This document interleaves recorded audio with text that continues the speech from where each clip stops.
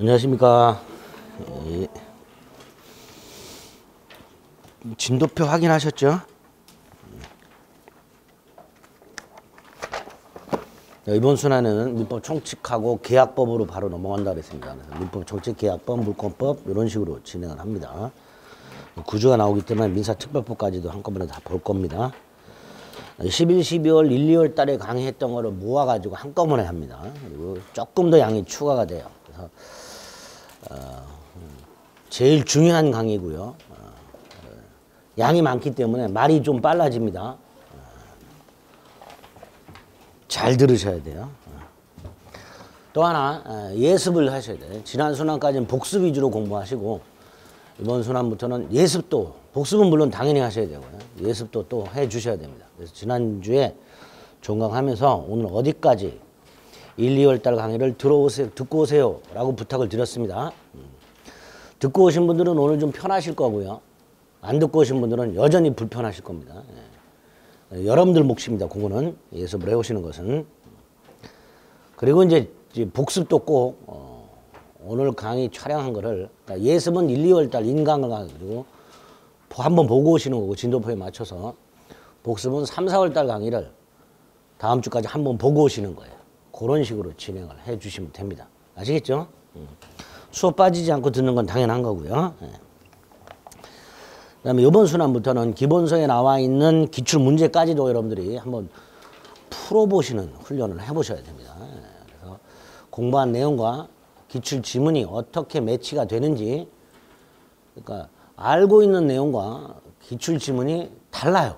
다르기 때문에 그걸 매치하는 훈련도 같이 해 주셔야 됩니다. 물론 그 훈련은 저하고 7, 8월 달에 따로 하시겠지만 여러분들이 미리 감을 잡는다는 기분으로 기본서에 있는 문제도 한번 이렇게 확인을 해 보시는 작업도 해 주셔야 됩니다. 중간중간에 제가 따로 해 드리긴 하겠지만 여러분들 스스로도 해 주셔야 됩니다. 아시겠죠?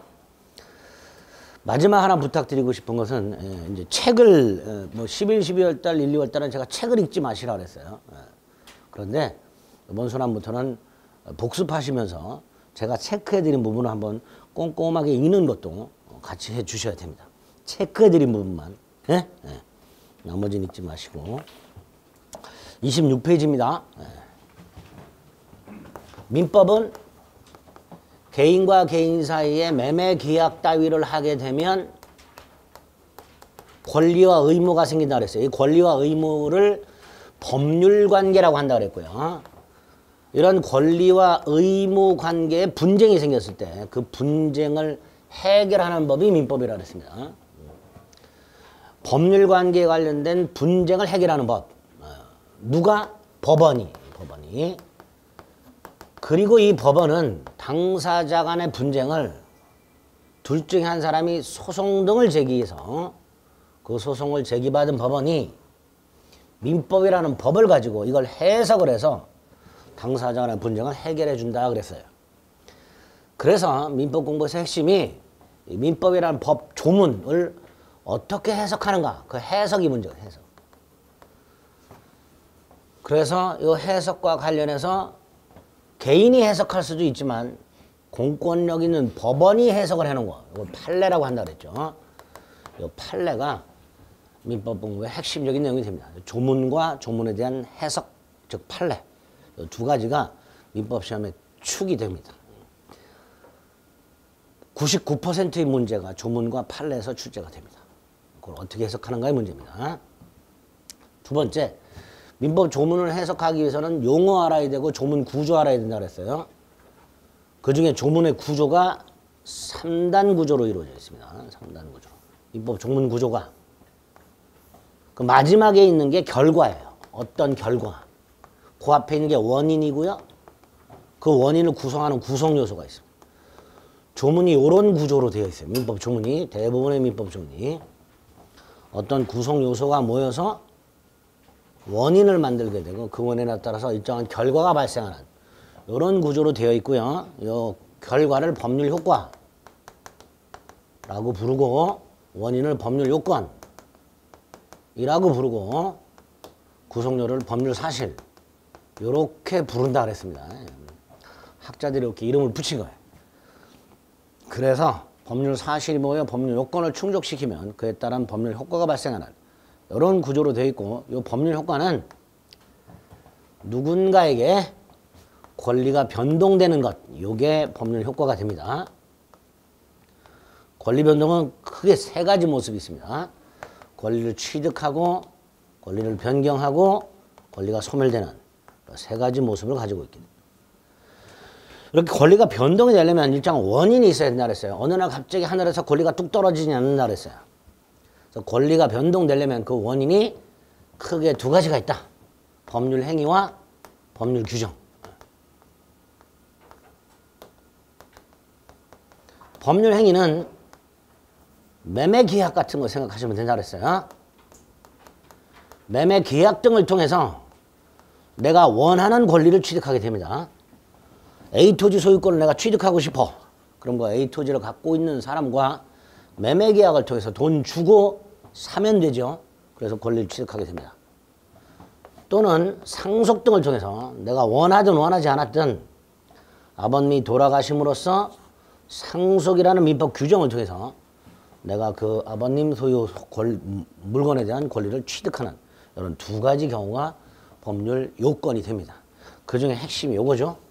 내가 원하는 게 있으면, 내가 A 토지 소유권을 원하게 되면, 저거 내가 갖고 싶어. 그럼 뭘 하면 돼요? 그걸 가지고 있는 사람과 계약을 하면 됩니다. 이렇게 내가 원한 대로 권리를 변동시키는 법률 행위가 있고, 상속은 내가 원한 건 아니죠. 아버님이 돌아가시다 보니까 법률 규정에서 권리가 변동됩니다. 위에 거는 원한 대로 권리가 변동돼요. 원한 대로. 민법의 대원칙이 사적 자치라고 해서 내가 원하는 걸 내 스스로 결정하는 원칙, 이게 민법을 지배해요. 사적 자치라고. 내가 원하는 건 내 스스로 결정한다는 게 사적 자치야. 그러니까 그 사적 자치를 실현하는 수단에 해당되는 게 법률 행위가 되는 거예요. 원하는 대로 권리를 취득하니까. 그죠? 그래서 민법에서 핵심 개념이 법률 행위가 됩니다. 그래서 앞으로 법률 행위란 말을 굉장히 많이 듣게 됩니다. 어쨌든 법률 행위 또는 법률 규정을 통해서 권리가 변동이 되는 이런 과정을 겪게 됩니다. 그 다음에 이 법률 행위의 구성 요소 중에 반드시 들어있는 의사 표시라는 구성 요소. 법률 행위의 필수 구성 요소가 의사 표시라는 놈이 있고요. 법률 규정에는 의사 표시와 대비되는 준법률 행위라는 놈이 들어있습니다. 법률 행위처럼 보이긴 하지만 법률 행위는 아닌 그 준자가 붙어 있어요. 준법률 행위라는 건 법률 규정을 구성하는 주로 이런 식으로 구조가 갖춰졌다. 의사표시라는 게 모여서 법률 행위를 갖추게 되고 법률 행위를 통해서 원한 대로 권리가 변동되는 흐름이 하나 있고, 준법률 행위 등이 모여서 법률 규정을 충족시키면 그 법률 규정에 따라서 권리가 변동되는 이런 큰 두 가지 흐름이 있다. 민법의 두 가지 흐름이에요. 그 중에 이제 요걸 보게 되는데요. 우리 시험법에서는 보기 전에 요 놈과 요 놈이 어떤 게 있는지 그걸 간단히 살펴볼 필요가 있다. 그래서 교재 처음에 나오는 게 권리 변동이 나오게 됩니다.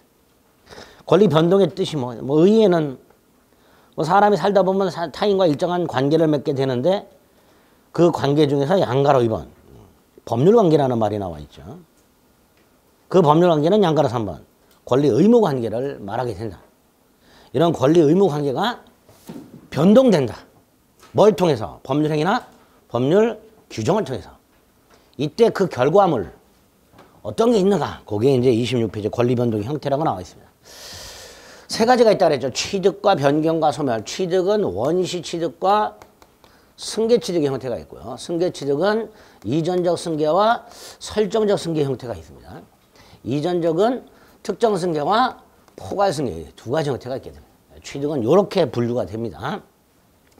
그중에 원시 취득은 없던 권리가 새로 생기면서 취득하는 거. 건물을 신축한다든가 또는 도둑놈으로부터 내가 돈을 주고 물건을 샀을 때, 노트북을 샀을 때 우리 민법 249조에 의하면 내가 소유권을 취득하도록 돼 있어요. 도둑놈으로부터 물건 샀는데 소유권을 취득해요. 근데 도둑놈은 소유권이 없는 놈이야. 근데 나는 소유권을 취득해. 도둑놈부터 소유권을 승계받은 게 아니지요. 법률 규정에서 권리를 취득하게 됩니다. 이런 형태가 원시 취득이 되고요. 승계 취득은 권리를 갖고 있는 사람부터 권리를 넘겨받는 거예요. 그 중에서 설정적은요, 권리자의 권리의 일부를 취득해. 일부. 전부가 아니라 일부를 취득했다가 나중에 되돌려주는 형태. 예를 들어서 갑소유 땅에 을이 갑과 계약을 맺어서 지상권이라는 권리를 취득하게 되면 이 지상권은 토지 소유권의 일부를 취득하는 일부. 토지 소유권은 토지를 사용, 수익, 처분하는 세 가지를 내용으로 하는데 지상권은 그 중에서 사용 수익을 취득하는 거예요. 그랬다가 나중에 지상권이 소멸함으로써 갑이 완전한 소유권을 회복하게 됩니다. 이런 형태를 설정적 승계라고 합니다. 제한물권을 취득하는 형태가 설정적 승계. 이전적은 권리를 전부 넘겨받는 거죠. 그중에 어느 하나의 권리를 콕 찍어서 넘겨받는 게 특정 승계고요. 상속처럼 전부를 다 넘겨받는 게 포괄 승계 이렇게 됩니다. 어쨌든 이런 식으로 분류가 된다. 이 중에서 원시취득의 예가 있습니다. 거기에 보면 원시취득은 어쩌고 저쩌고라고 되어 있는데 세 번째 줄에 선의취득이라는 말과 건물 신축이라는 거 두 가지는 기억을 해달라. 선의취득이 도둑놈으로부터 노트북을 훔친 도둑놈으로부터 모르고 돈 주고 샀을 때 소유권을 취득하는 형태가 선의취득이고요. 건물을 신축하게 되면 없던 권리가 새로 생기면서 건물 소유권을 취득하겠죠. 그 두 가지 예를 기억해달라. 반면에 승계는 이전적과 설정적으로 나눠져 있죠. 그 중에 이전적 중에 특정과 포괄이 있고요. 포괄에 가면 예가 있습니다. 상속이 있죠. 그 다음에 포괄 유증이라고 되어 있죠. 유증이란 건 유언에 의한 증여를 말합니다. 유언서에 이렇게 써있죠. 내가 죽으면 A 토지는 을에게, B 건물은 병에게, 자동차는 정에게 이렇게 유언에다가 하나하나를 콕콕 찍어서 누군가에게 증여하는 걸 특정 유증이라고 합니다. 반면에 포괄 유증은 내가 죽으면 내 전 재산은 을에게, 이게 포괄 유증이에요. 포괄 유증은 상속하고 결과가 똑같아져요. 그래서 특정 유증은 특정 승계고 포괄 유증은 포괄 승계가 됩니다. 또 회사가 합병하게 되면 구회사, 신회사, 구회사 두 개의 회사가 갖고 있던 각종 권리와 의무가 신회사로 일괄해서 이전이 됩니다. 결국 상속, 포괄 유증, 회사 합병 세 가지 포괄 승계 예를 기억을 좀 해주시면 됩니다. 설정적은 두 번째 줄 예를 들어 소유권에 기초한 지상권, 전세권, 저당권의 설정이라고 되어 있죠. 이런 권리를 제한물권이라고 해요.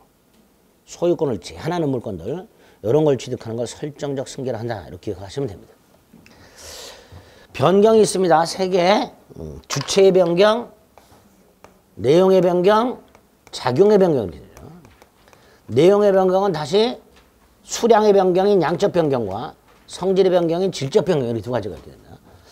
자, 주체의 변경은 이전적으로 승계되는 거 생각하시면 돼요. 권리가 타인에게 이전됨으로써 권리의 주체가 바뀐다 이렇게 되겠죠. 주체 변경은 이전적 승계 일종이다라고 생각하시면 되고요. 자, 내용의 변경에 양적 변경과 질적 변경인데 양적 변경은 갑이 2층짜리 건물을 갖고 있다가 한 개 층을 증축을 해요. 그럼 2층짜리 건물 소유권이 3층짜리 건물 소유권으로 바뀌죠. 소유권의 부피가 커져요. 이런 게 양적 변경이고요. 건물 증축이 나중에 소유권에 가면 부합이라는 곳에 나옵니다. 그리고 부합은 첨부라는 제도의 일종입니다. 소유권 가서 볼 거예요. 어쨌든 그 양적 변경에 보면 권리가 양적으로 변경되는 것을 말한다라고 돼 있고 물건의 부합이라고 돼 있죠. 그거 하나 책. 물건의 부합 옆에다가 건물 증축. 그러면 질적 변경은 두 가지 형태가 있습니다. 권리 자체가 바뀌어. 갑이 이렇게 A 자동차를 팔았어. 그럼 을은 갑에게 A 자동차 내놔라는 권리가 생겨요. 이걸 특정물 인도 청구권이라고 불러요. 그런데 갑이 자동차를 넘겨주기 전에 자동차를 몰고 나갔다가 사고 나서 폐차를 했어. 그럼 갑은 더 이상 자동차를 넘겨줄 수가 없고 대신 손해를 배상해야 돼.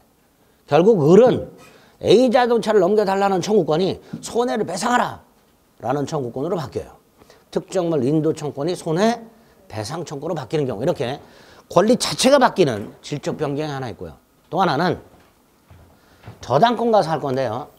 갑소유 땅에 을이 돈을 빌려주고 저당권을 갖고 있는 상태에서 자 이때 이 저당권의 기체는 땅이 됩니다. 땅. 그죠? 나중에 저당권 가서 볼 건데 갑이 돈 안 갚으면 을은 이 저당권의 기초에서 땅을 경매 넣어가지고 그 경매 대가에서 자신이 빌려준 돈을 회수하게 됩니다. 그런데 땅이 수용이 되어버리고 갑이 보상금을 받게 되면 을은 땅이 아니라 보상금에서 자신 채권을 회수하게 돼요. 결국 저당권의 객체가 땅에서 보상금으로 바뀌게 됩니다. 이렇게 권리의 객체가 바뀌는 거, 이것도 질적 변경의 하나입니다. 그 얘가 물상대위라는 놈이 있습니다.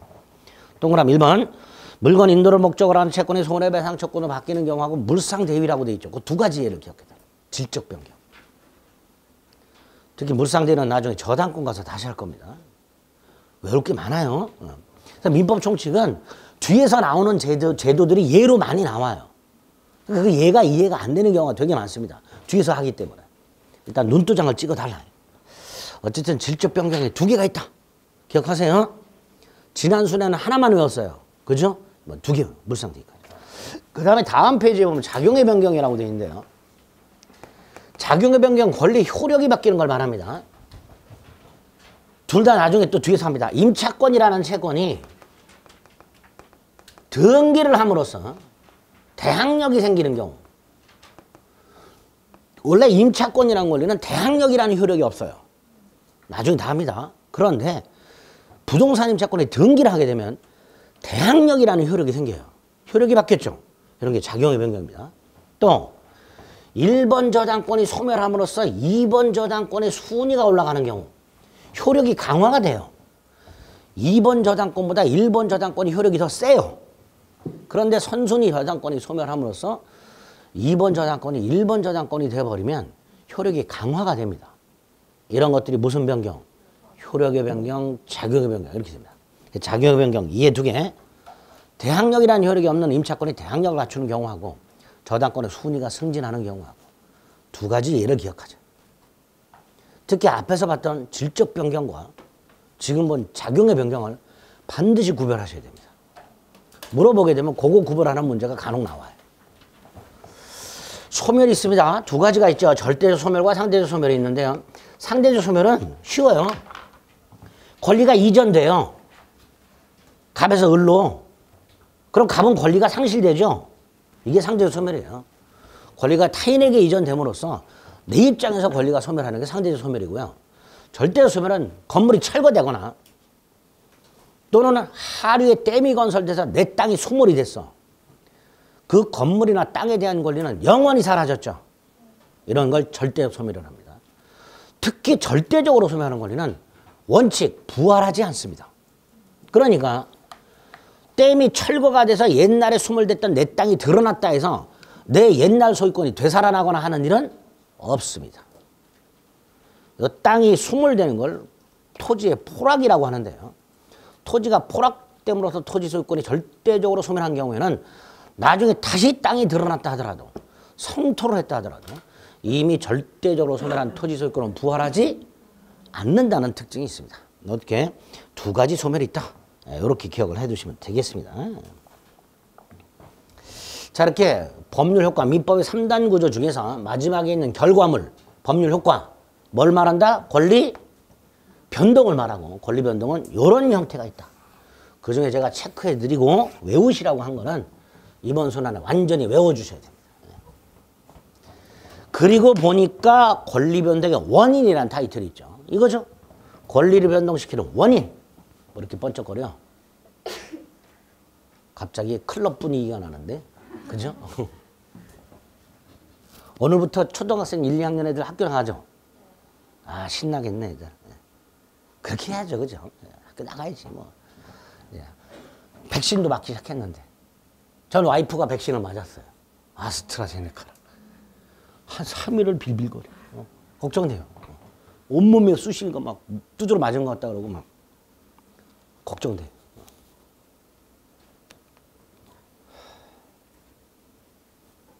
괜찮겠죠? 뭐 얘기하다가 또 아스트라제네카로 갔지? 아, 원인. 그럼 뭐라 그래? 법률 요건. 양가로 1번 법률관계 변동의 원인이 되는 걸 법률 요건이라 하며 그 결과로 나타나는 효과를 법률 효과로 한다. 그리고 법률 요건을 구성하는 구성 요소들이 있다. 그걸 뭐라 한다? 법률 사실이라 한다. 그죠?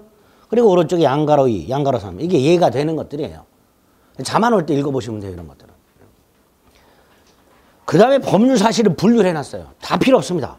거기에 보면 법률 사실을 용태와 사건으로 나누고 용태를 외부적 용태, 내부적 용태로 나눕니다. 외부적 용태에 보면 적법행위와 위법행위가 있고요. 내부적 용태도 뭐 의사적 용태, 관절적 용태 뭐 이상한 들이 나와 있어. 이런 거 하나하나 이해하면 전혀 시험에 쓸데없는 것들이에요. 볼 필요 없습니다. 거기에 보면 적법행위 의사표시가 있고 준법률이가 있습니다. 그것만 구별하면 돼요. 의사표시는 법률행위 필수 요소고요. 의사라는 건 원하는 거고 표시하는 건 말 그대로 표시하는 거야. 내가 원하는 걸 표시해. A 토지를 나한테 팔아라. 이게 의사표시예요. 상대방이 팔았어. 그럼 내가 원했던 A 토지 소유권을 취득해요. 원했던 걸 취득하는 게 뭐라 했어요? 법률 행위. 그러니까 법률 행위 속에는 반드시 뭐가 들어있을 수밖에 없다. 의사표시. 그래서 의사표시는 법률의 필수 구성 요소가 되고요. 반면에 준법률행위는 법률 규정의 구성 요소가 됩니다. 일단 그렇게만 구별해두면 되겠습니다. 한 장을 넘겨보면 쫙 나와 있는데 다 필요 없고요.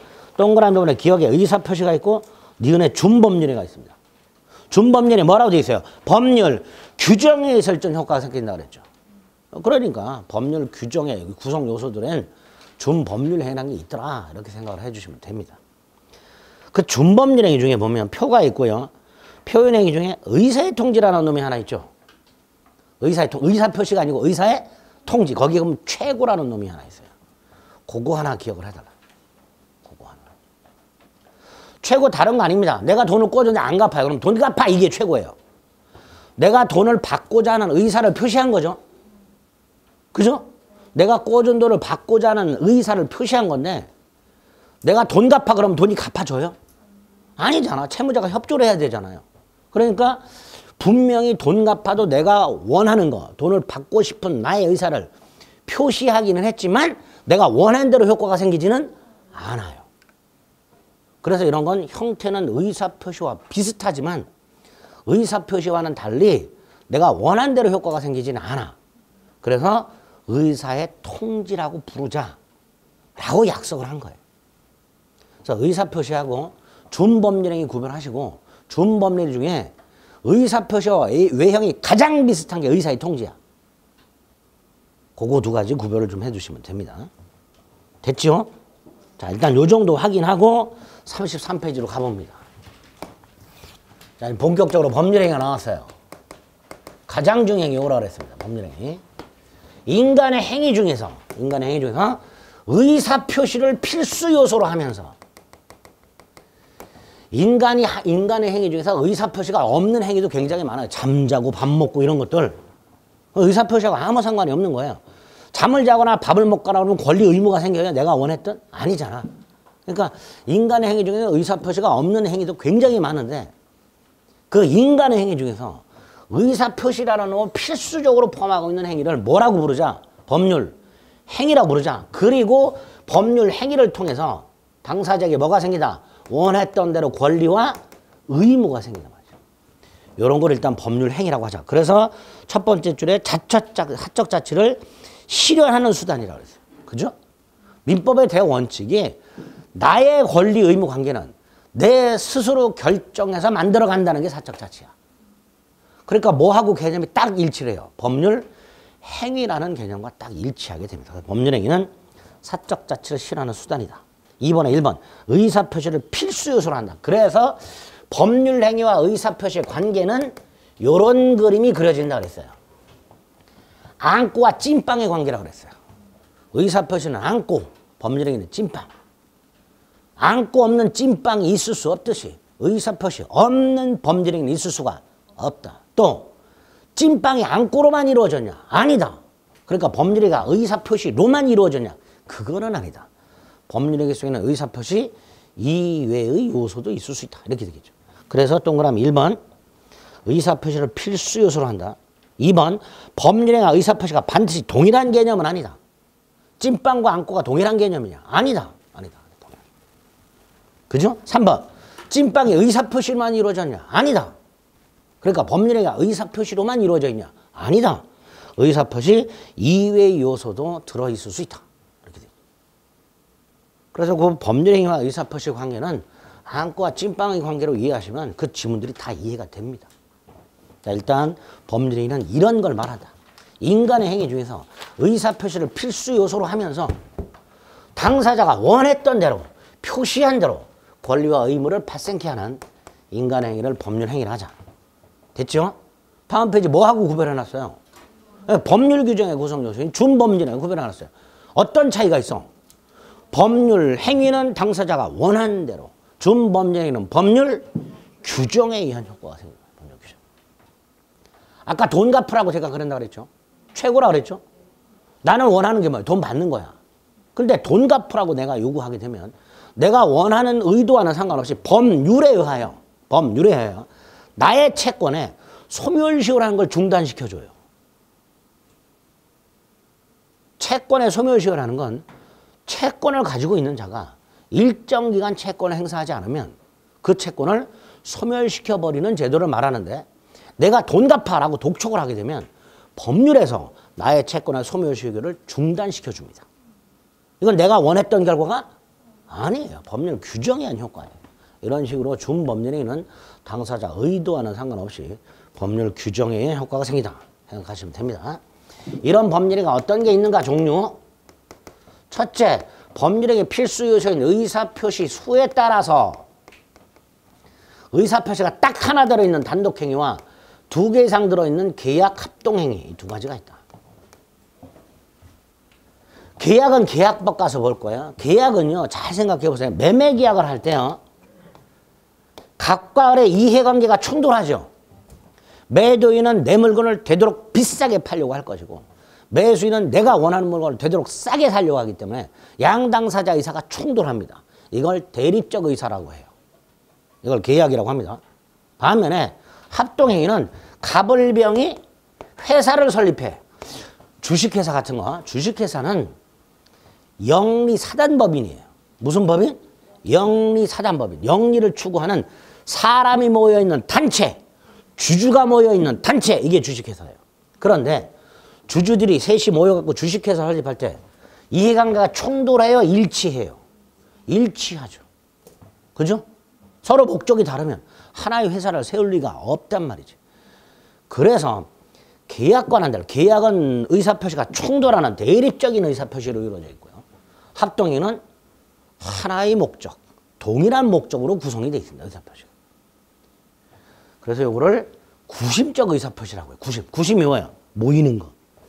2개 이상의 의사표시가 모여 있는 거. 하나의 방향을 향해 있는 거.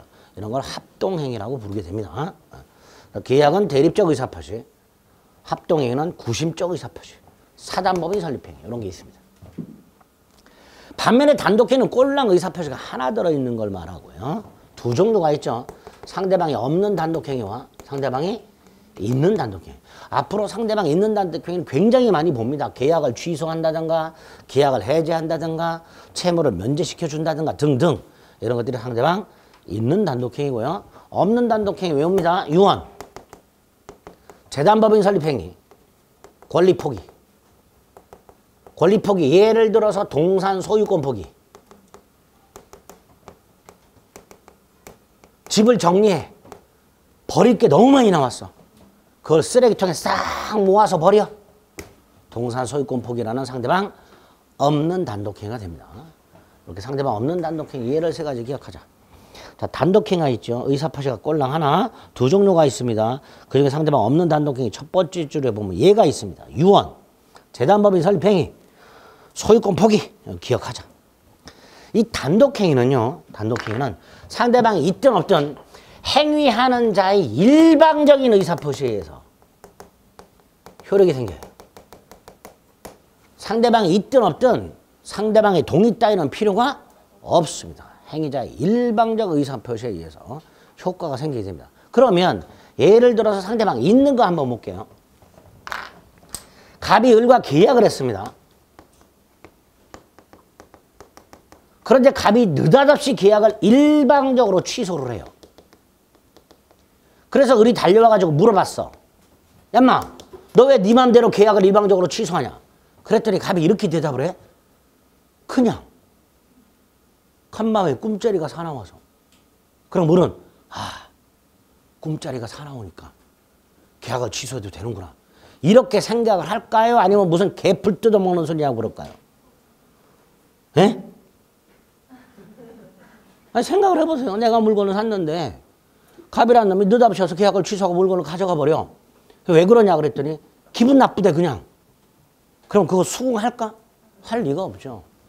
단독행위는 특히 그중에 상대방이 있는 단독행위는 행위하는 자가 일방적으로 해버리기 때문에 상대방에게 끼치는 영향이 굉장히 커요. 상대방 의뢰 입장에서는 쉽게 말하면 아닌 밤중에 홍두깨야. 느닷없이 취소라는 멍두기를 한 대 맞은 거예요. 따라서 상대방 있는 단독행위 특히 함부로 하면 된다 안 된다? 안 되죠. 상대방의 영향 미치 굉장히. 우리 헤어질 때도 연인끼리 헤어지는데 남자가 일방적으로 헤어지라면 여자분이 아이 그렇다 나도 저 새끼 꼴 보기 싫은데 그래요? 싸우잖아. 내가 너한테 도대체 뭘 잘못했길래. 오죽하면 예? 노래까지 있을까 총 맞은 것처럼. 예? 얼마나 강력하면 총 맞은 것처럼 이런 노래까지 나왔을까 말이에요. 단독행위 그렇단 말이죠. 그러니까 이거 함부로 하면 돼 안 돼요? 안 돼요. 그래서 단독행위는 원래 법에서 규정이 있을 때만 하는 걸 원칙으로 합니다. 이런 경우에만 취소할 수 있다. 이런 식으로. 나중에 취소로 가게 되면요. 취소 사유가 법에서 딱 정해져 있어요. 이럴 때만 계약을 취소할 수 있다. 라는 식으로. 즉 상대방이 있는 단독행위 경우에는 상대방이 납득할 만한 사유가 법에서 정해져 있을 때 하는 것을 원칙으로 합니다. 이걸 단독행위 법정주의라고 부릅니다. 특징이 있죠. 오른쪽에. 기억. 단독행위는 일방적으로 효과가 생기기 때문에 함부로 못한다. 법률 규정이 있을 때만 허용되는 것을 원칙으로 한다. 이걸 뭐라 한다? 단독행위 법정주의라고 부르게 됩니다. 또 하나 니은이 있어요. 이건 나중에 부관이란 파트가 살 겁니다. 단독행위는요. 함부로 조건 따위 못 붙입니다. 야 네가 이렇게 하면 내가 계약을 취소한다. 이런 식으로 조건 따위를 함부로 못 붙여요.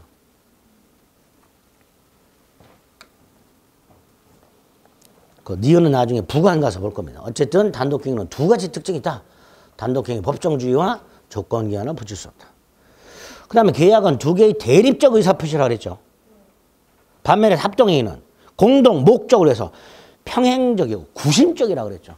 구심이 뭐예요? 한 곳으로 모인다는 뜻이잖아. 목적이 같다 이런 뜻이에요. 세 번째 줄 사단법이 설립가 있죠. 사단법인의 대표가 주식회사입니다. 주주들이 모여있는 단체, 그게 주식회사예요. 이렇게 의사표시 수에 따른 분류 반드시 기억해 두셔야 됩니다. 구별해 두셔야 돼요. 이해하고 특징하고. 두 번째가 채권행위와 처분행위가 나와요. 처분행위. 처분행위는 다시 물권행위와 준물권행위 이렇게 나누죠. 요건 나중에 물권법 가서 다시 한번 볼 건데요. 예를 들어서 갑과 을 사이에 1월 10일 날 A 토지를 매매했어.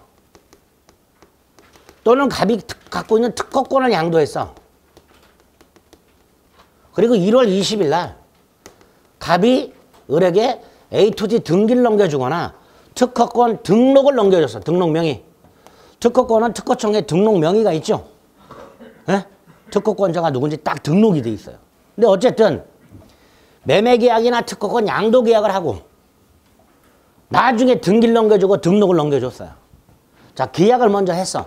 권리 의무가 생기죠. 계약을 하게 되면 의무가 생겨요. 갑은 을에게 A 토지 소유권을 넘겨줄 의무, 갑은 특허권 명의를 을에게 넘겨줄 의무, 이렇게 의무를 부담하는 행위를 채권행위라고 해요. 이 의무를 1월 20일 날 이행을 해야 되죠. 이행의 문제를 남기는 행위.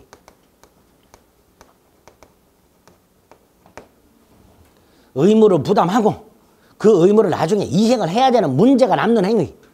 이걸 채권행위라 합니다. 그냥 계약을 채권행위를 한다 라고 생각하시면 돼요. 이 채권행위는 어떤 특징이 있냐. 예를 들어 이 A 토지가 계약 당시 갑소유가 아니라 병소유야. 괜찮아요. 갑은 약속을 하는 거니까.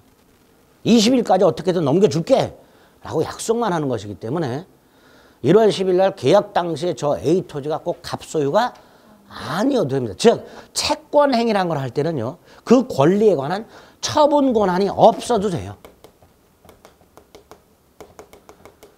처분 권한 필요가 없어요. 이런 지문이 나온 적 있죠. 처분 권한이 없는 자의 채권행위는 무효다 이렇게 나온 적이 있어요. 그럼 틀린 거야.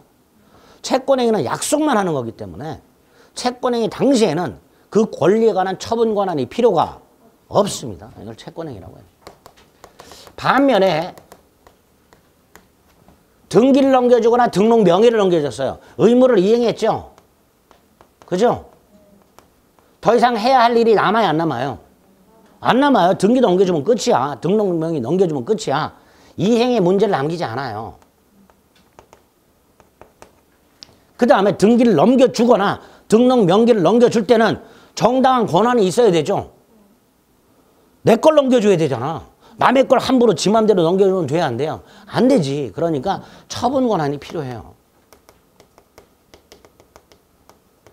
그래서 처분행위라고 부르는 거예요.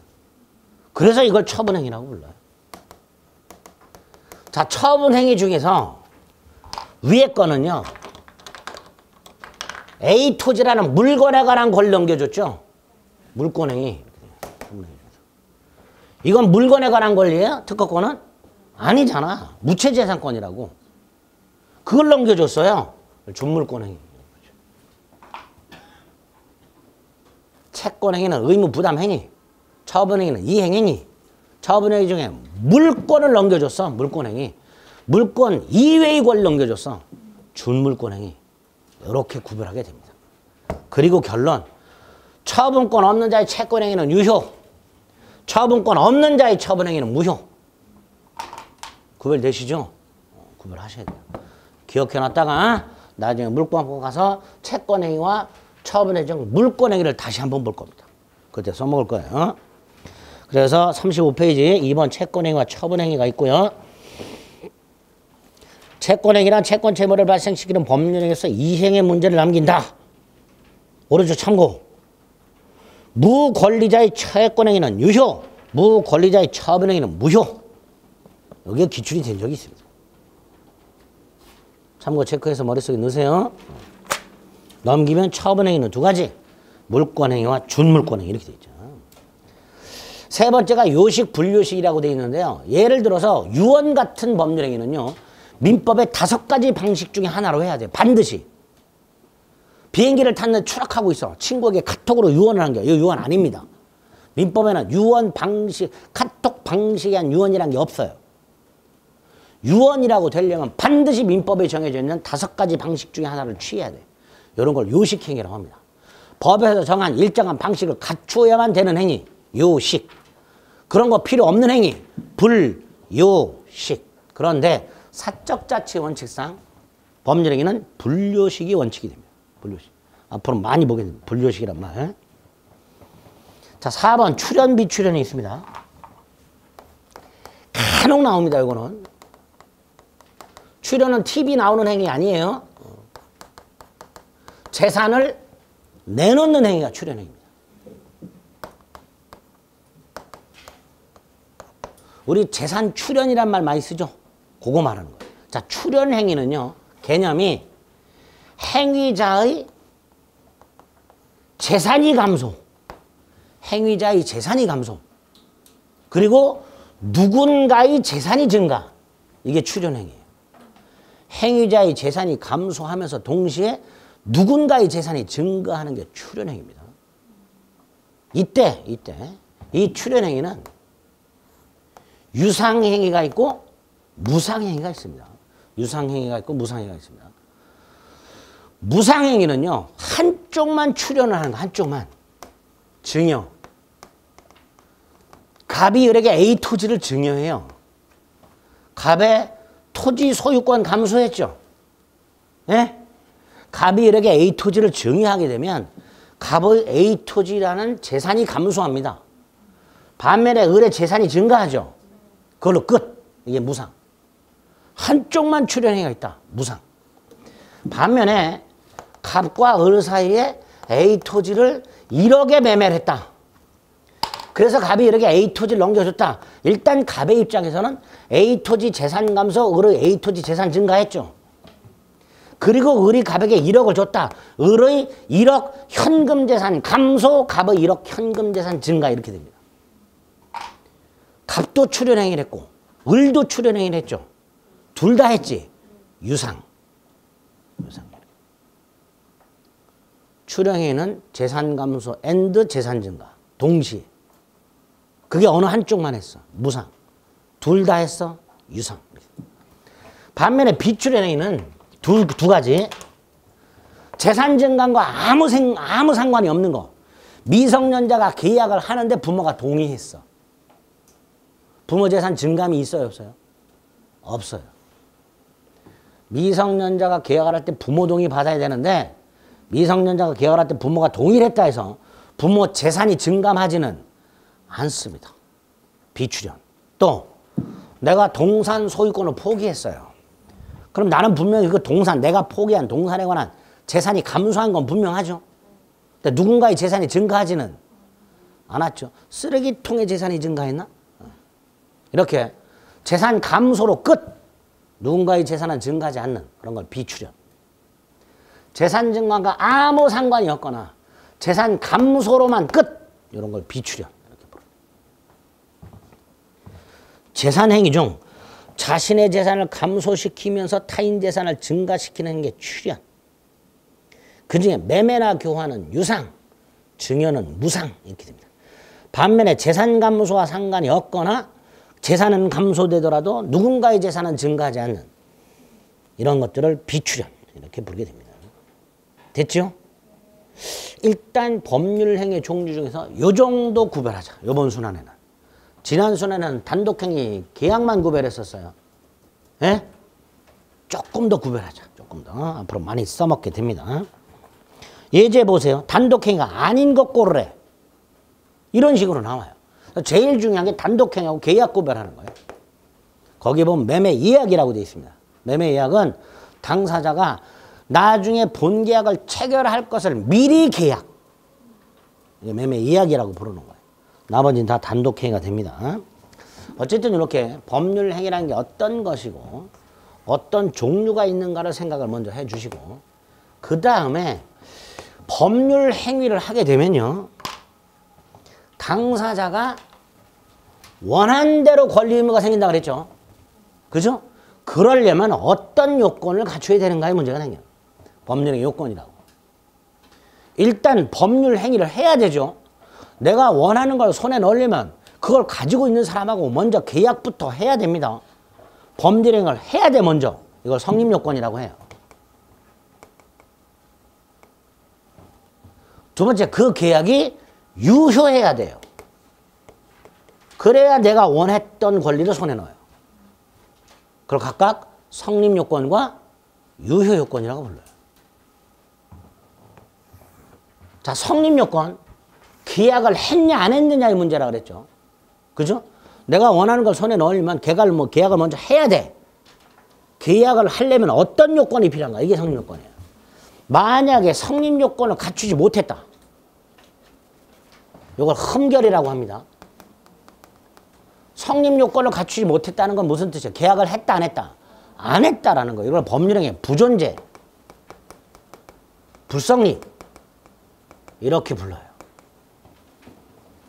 법률행위 부존재, 불성립. 반면에 계약은 성립을 했는데 유효 요건을 못 갖췄어.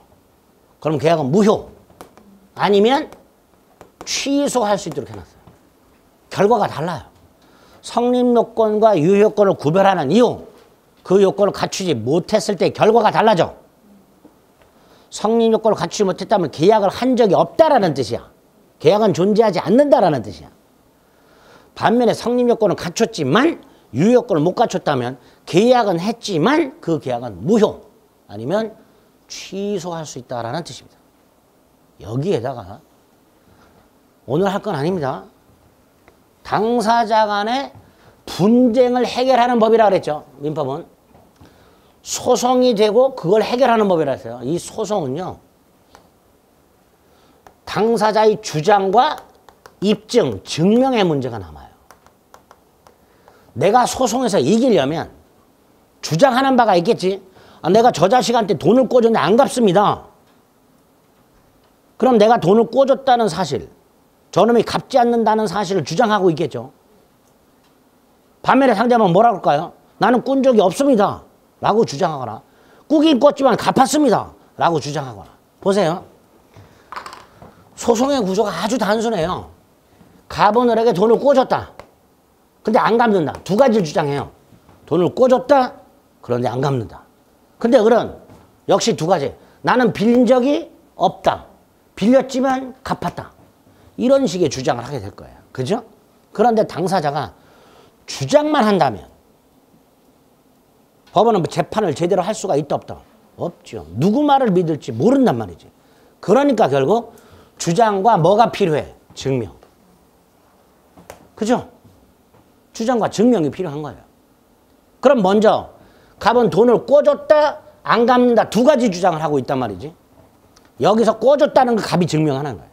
소송에서. 내가 돈을 꿔줬다. 차용증 같은 걸 가지고 증명을 하는 거예요. 그럼 얘는 안 꿔줘, 나는 빌린 적이 없다라고 주장할 거 아니에요. 얘는 꿔줬다, 안 빌렸다. 이때 꿔줬다는 걸 갑이 증명하는 거예요. 증명 못하면 갑이 패소해요. 두 번째, 갑이 꿔줬다는 걸 증명했어. 그럼 이번에는 갚았다는 사실을 주장하는 자가 갚았다는 걸 증명해야 돼요. 즉, 돈 갚은 영수증을 가지고 갚았다는 걸 증명해야 됩니다. 이런 식으로 민사소송은 당사자가 주장하는 사실에 대해서 어느 한쪽이 전부 증명을 하는 게 아니라 그 증명 책임을 나눠놨어요. 요 사실은 네가 증명하고 요거는 네가 증명하고 이런 걸 입증 책임의 분배라고 합니다. 분배. 이때 누가 어떤 사실을 증명해야 되느냐가 소송의 승패를 좌우하는 대단히 중요한 요소가 돼요. 누가 어떤 사실을 증명해야 되는가.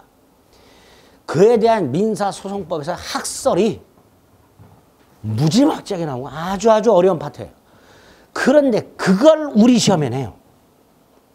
입증 책임이 누구에게 있는가를 구별하라. 이걸 우리 시험에 내고 자빠졌어. 그거를 이해하려면 이해 못합니다. 민사소송법상 입증 책임의 분배라는 파트를 완벽하게 이해를 하셔야 돼요. 학설 및 대법원 판례를. 못해요. 시간도 없고. 그래서 앞으로 입증 책임이라는 게 나오면 불행하게도 외우셔야 됩니다. 대원칙이 있긴 있어요. 어떤 사실을 주장하는 자가 증명하는 걸 대원칙으로 합니다. 그러면 성립요건과 유효요건으로 가볼게요. 갑과 을이 다투고 있어요.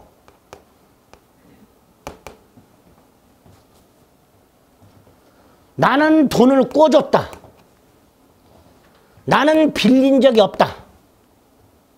이렇게 두 개의 주장이 충돌하고 있어요. 자, 갑이 을에게 나는 돈을 꿔줬다 라는 말은 나는 을과 돈을 빌려주는 계약, 소비대차 계약이라고 부릅니다. 소비대차 계약을 했다라고 주장하는 거예요. 반면에 을은 나는 꾼 적이 없다. 소비대차 계약을 한 적이 없다라고 주장하는 거예요. 결국 이거 갖고 다투는 거예요. 갑과 을 사이에 돈 빌려주는 계약이 있었냐 없었냐 가지고 다투고 있는 거예요. 즉 성립요건 가지고 다투고 있는 겁니다. 여기까지 이해되셨어요? 이때 갑은 꿔줬다. 계약을 했다라고 주장하고 있고 을은 빌린 적이 없다라고 주장하고 있죠. 이때 꿔줬다는 사실, 계약을 했다는 사실을 유효를 주장하는 자가 증명하도록 하고 있습니다. 내가 돈을 꿔줬으니 갚게 해주세요. 나는 요놈한테 돈 받을 권리가 있습니다. 라고 주장하는 갑이 계약을 했다는 사실을 증명해야 됩니다. 증명해야 됩니다. 반면에 돈을 꿔줬다는 걸 갑이 증명했을 때 을은 그 계약은 무효라든가 그 계약은 돈을 갚았다라든가 이런 걸 증명해야 돼요. 내가 돈을 갚았기 때문에 이 계약은 더 이상 효력이 없다라는 사실을 얘가 증명하게 됩니다. 즉 효력 요건이 더 이상 존재하지 않는다라는 사실을 무효를 주장하는 자가 증명을 하도록 하고 있습니다. 그래서 계약의 체결 여부가 다퉈지고 있을 때 돈을 빌려줬냐 아니냐가 다퉈지고 있을 때는 계약을 체결했다는 사실, 성립요건의 존재를 유효주장자가 입증을 해야 되고요. 성립요건의 존재를 유효주장자가 입증을 해야 되고요. 그게 입증이 됐다면 그 다음에는 돈을 갚았다. 더 이상 이 계약은 효력이 없다라고 무효를 주장하는 자가 이 계약은 더 이상 유효하지 않다. 효력 요건의 부존재를 증명을 해야 돼요.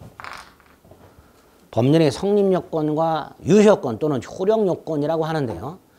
소송이 붙었을 때 성립 요건의 존재, 계약을 체결했다는 사실은 그 계약이 유효라고 주장하는 자가, 반면에 그게 증명이 됐다면 계약은 무효다. 돈을 갚았으니까 이 계약은 더 이상 효력이 없다. 라고 주장하는 무효 주장자가 더 이상 이 계약은 효력이 없음을, 즉 효력 요건의 부존재를 증명하도록 하고 있습니다. 어렵습니다. 맞죠?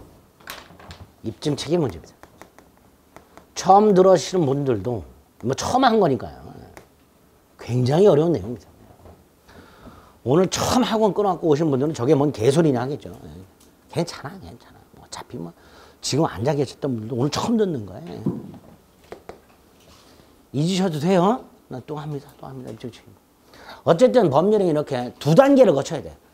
성립하고 유효해야 당사자가 원했던 권리 의무가 생겨요. 그죠? 자, 이때 성립 요건과 유효 요건이 공히 두 종류가 있다.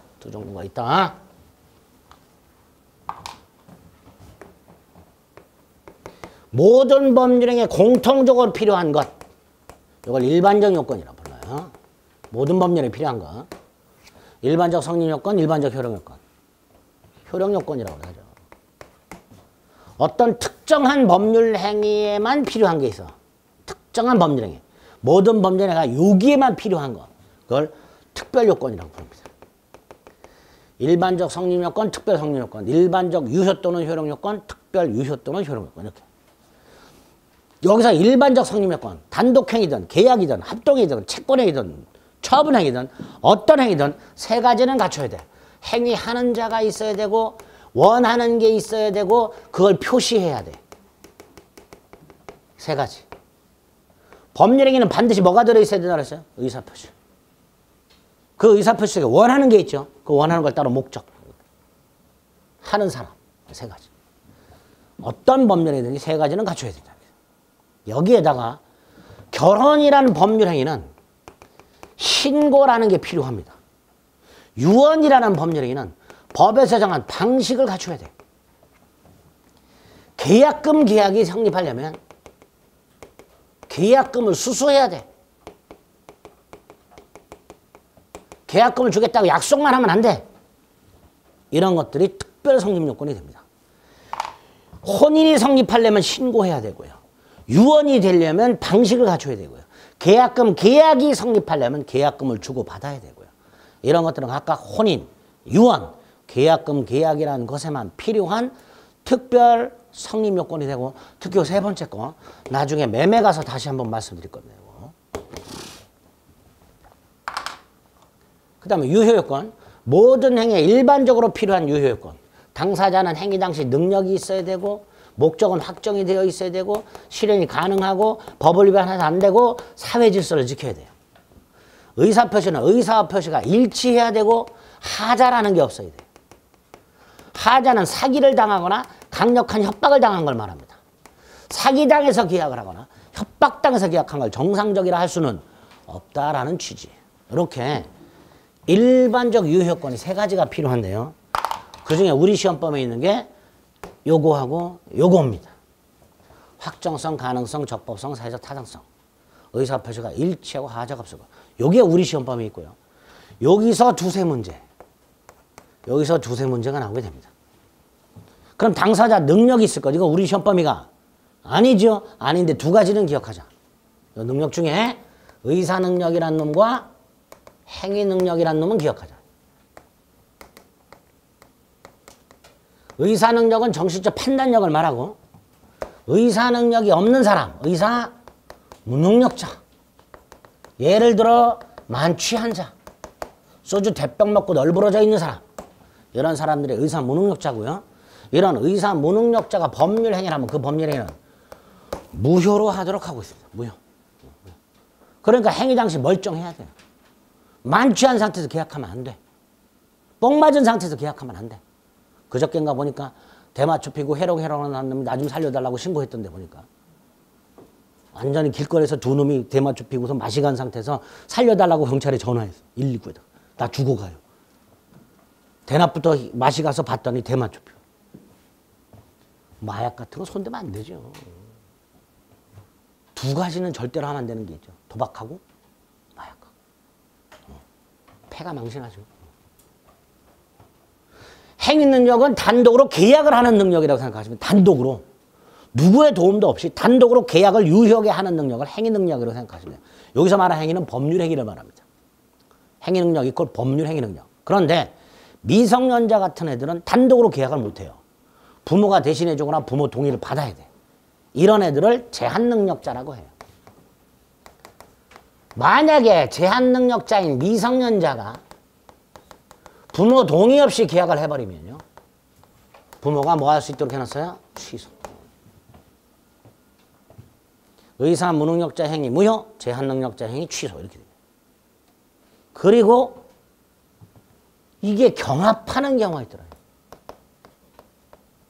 즉 하나의 행위, 하나의 계약에 무효 사유도 있고 취소 사유도 있는 경우. 미성년자가 만취한 상태에서 부모 동의 없이 계약. 그럼 무효 사유도 있고 취소 사유도 있죠. 이걸 무효와 취소의 이중효 또는 경합이라고 부르고요. 우리 대법은 이걸 인정해요. 그리고 뭐라고 할까요? 무효를 주장할 수도 있고 취소할 수도 있다. 이렇게 말을 합니다. 우리 대법은. 무효를 주장할 수도 있고 취소할 수도 있다. 이걸 무효와 취소의 이중효 경합. 이런 지문이 난 적이 있어요. 법률행위의 무효와 법률행위의 취소는 요건과 효과가 다르므로 경합하는 경우는 없다. 이렇게 출제가 된 적이 있습니다. 틀렸죠? 경합하는 경우가 있게 됩니다. 자, 능력은 딱 요 정도만 기억하시면 돼요. 그리고 두 개가 일단 우리 시험범위라고 했습니다. 그 다음에 특별 유효요건이라고 어떤 특정한 법률 행한 필요한 유효요건이 있습니다. 대리행위라는 법률 행위는 대리권이라는 게 있어야 유효하고요. 허가구역 내의 토지거래 허가구역 내의 거래행위는 토지거래 허가를 받아야 유효가 되고요. 토지거래 허가구역이 아닌 곳은 허가 안 받아도 유효해. 근데 허가구역에서는 허가를 받아야 유효가 돼. 정지 조건이라는 게 붙어있는 법률행위는 그 조건이라는 게 성취가 되어야 유효가 되고요. 시기라는 게 붙어있는 법률행위, 이 시기가 이걸 기한이라고 합니다. 이게 도래해야만 유효가 됩니다. 더 있는데 우리 시험범위에 있는 게 네 가지예요. 각각 대리권의 존재, 허가, 조건 성취, 기한 도래.